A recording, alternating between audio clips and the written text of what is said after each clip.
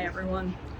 This week, the House passed my resolution to block a rule submitted by the National Park Service that prohibits the use of off-road vehicles on 24 miles of park roads in the Glen Canyon National Recreation Area.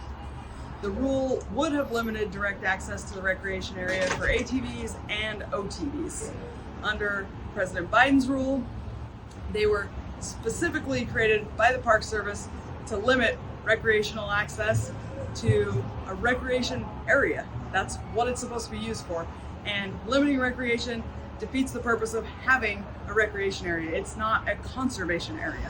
What my resolution does is provide congressional disapproval of this rule under the Congressional Review Act. In order to implement a substantially similar rule in the future, it would take congressional approval.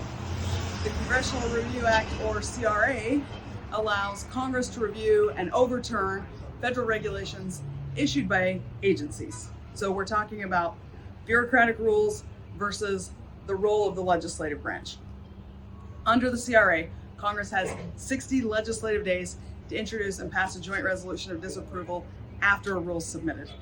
If the resolution is signed by the president, then the the rule is nullified and it can't be reissued without further legislation. CRAs are a really important tool for members of Congress to be a check on executive branch agencies. That's kind of a hot topic right now. Everyone's always talking about what is the legislative branch doing to check the executive branch. CRAs are one of those tools we have.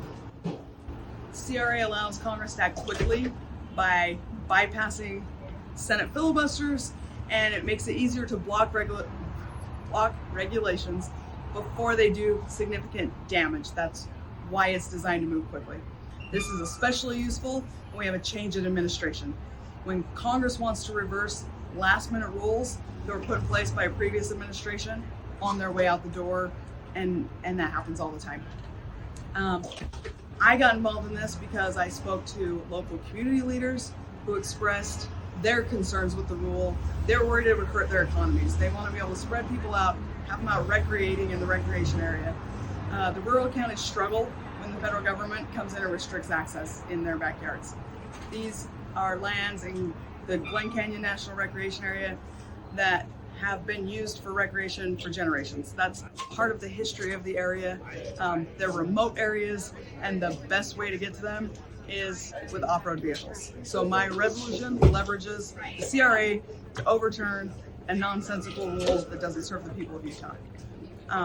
I'm really excited to pass the House this week. It was fun to sit there and watch the numbers go up and to see it pass. My good friend Senator Curtis is leading the effort to get the job done over on the Senate side.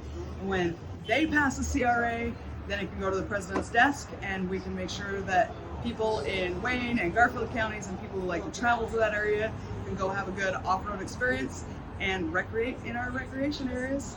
That's it for this week's Highlight on the Hill. I'll be back next week.